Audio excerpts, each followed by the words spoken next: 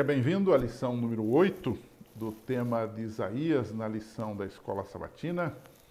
É sempre um privilégio estar com você. Esse é o canal Classe de Professores. Inscreva-se nele se você ainda não está inscrito. Mas seja muito bem-vindo, muito bem-vinda conosco. Anuncie isto aos seus irmãos, aos seus amigos. Nosso objetivo aqui não é expor a lição dia a dia na semana, mas é fazer um resumo, dar uma visão geral do tema. E o tema dessa semana é Consolem o meu povo. Por quê? O porquê deste tema? Porque o livro de Isaías tem duas grandes seções. Alguns chegam a dizer que há, por isso, um segundo Isaías, que viveu numa época diferente do primeiro. Alguns falam até em trito Isaías, um terceiro Isaías. Na verdade, a Bíblia não vê, especialmente o Novo Testamento, não vê Isaías como um profeta picado, fragmentado. Jesus e os apóstolos citaram profecias de Isaías e nunca fizeram referência a de que, como disse o segundo Isaías ou coisa parecida. Eles simplesmente não se importaram com isso, porque eles viam Isaías como um profeta só. O que existe em Isaías é algumas divisões. A principal divisão de Isaías é em dois grandes blocos. Do capítulo 1 ao 39, nós temos as ameaças e juízos de Deus contra nações ímpias. A Síria, a Babilônia e o próprio Israel e o próprio Judá. E do capítulo 40 a 66 nós temos promessas de esperança, promessas de consolo. Por isso que o tema dessa semana é Consolem o meu povo. E o primeiro tópico que vai aparecer aí na sua tela é promessa de consolo.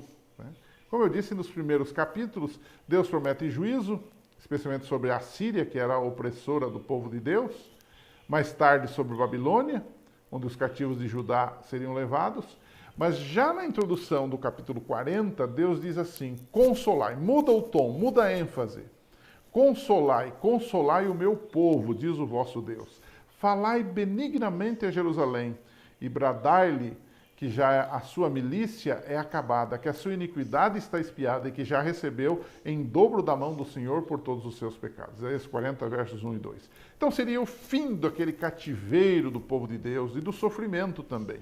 Nesse capítulo 40 se exalta, em primeiro lugar, o poder e a misericórdia e a graça de Deus que se misturam aqui. Nesse capítulo também é uma forma de Deus dizer que a sua palavra e a sua promessa seriam cumpridas. E aí entra aquele clássico texto que nós sempre citamos de Isaías 40, verso 8, que diz assim, seca-se a erva, cai a flor, porém a palavra do nosso Deus subsiste eternamente. Um verso maravilhoso. Por outro lado, Isaías 40 também enfatiza o poder de Deus.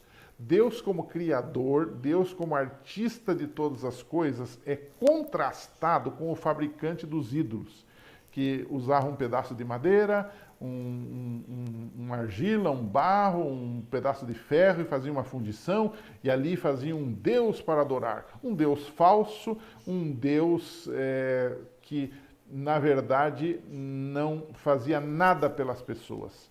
Um Deus criado pelas mãos humanas.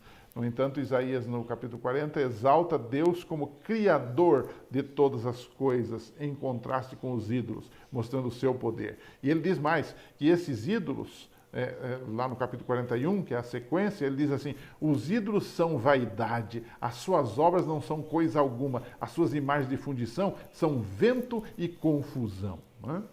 Bem, essa é a primeira parte da nossa lição. É a promessa de consolo. Deus afiançando que sua palavra seria cumprida. Mas a segunda parte da nossa lição a pergunta natural é quando que essa promessa de consolo ao povo de Israel foi cumprida? Bom, inicialmente, essa promessa foi cumprida primeiro na volta do povo judeu à Palestina por ordem do rei Ciro. Isaías 44, verso 28. É verdade. O povo voltou e Deus cumpriu a sua palavra. Deus disse, vocês voltarão, vocês serão consolados, vocês serão abençoados e voltarão. Eles voltaram e reconstruíram Jerusalém e o próprio país.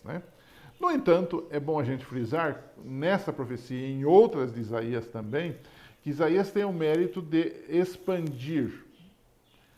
E isto é corroborado, confirmado por autores do Novo Testamento.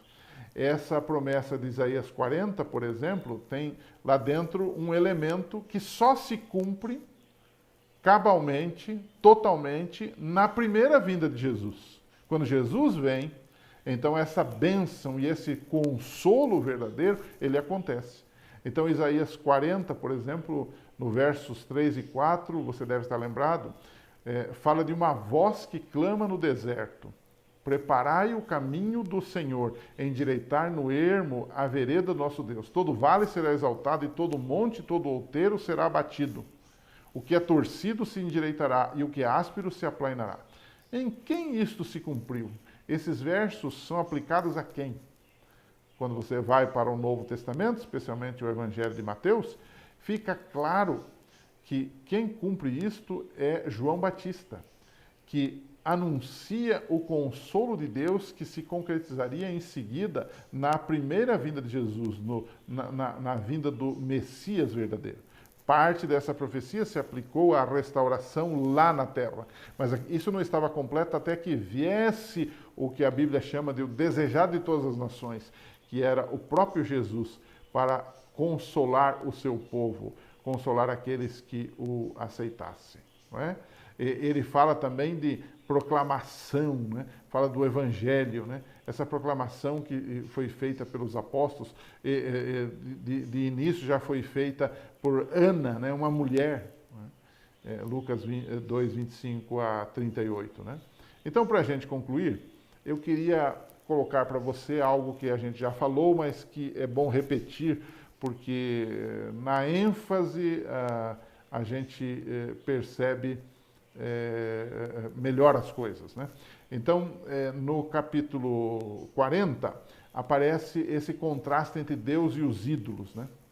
E aí seria interessante a gente pensar um pouquinho sobre como que a idolatria, a fabricação de ídolos, mas não apenas a fabricação, a adoração. Veja, alguém fazer, digamos, pintar um quadro com uma flor, com um animal, ou até com uma pessoa, não há nenhum problema com isto. Né? O problema está em adorar isto. Eu posso ter um quadro, uma pintura dos meus pais, dos meus parentes na minha parede, isso não me afeta espiritualmente. Aliás, isso é bom relembrar, pensar neles. Né? No entanto, quando a gente usa isso para adoração, e é isto exatamente o que é proibido pela Bíblia, né? É um problema. Mas não apenas estátuas. Hoje nós temos estátuas, digamos assim, na nossa imaginação. Hoje nós temos coisas que não são ídolos como naqueles ídolos do tempo antigo. Esse não é um problema que nós hoje temos, mas nós temos muitos ídolos. Né? Quando você observa a idolatria, ela afetou o relacionamento do povo com Deus na época dos profetas. Os profetas reiteradas vezes falaram da idolatria.